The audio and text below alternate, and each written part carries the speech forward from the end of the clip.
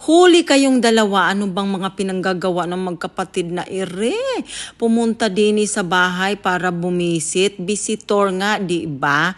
Hindi para magtrabaho. Mag-apply na lang kaya kayong dalawa para magtrabaho dito, charot. Yung nga pala mga kainday, ayan na nga oh. Ang aga nilang gumising habang tulog pa kami ni husband. At ayan naman ang pinanggagawa nila. Nagmuni-muni na agad sa likod ng bahay namin. Imbis na mag-almusal, ayan naman tuloy nagdidilig ng halaman. Araw-araw na nga umuulan, dinidiligan pa, charot. Ay, thank you naman sa inyong dalawa. Talagang ansisipag ng dalawang ere, kalorka.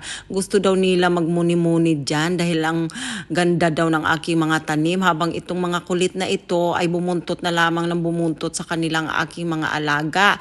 At ayan, napagod na nga. Sige pa, Oscar, buntot ka pa ng buntot pa more.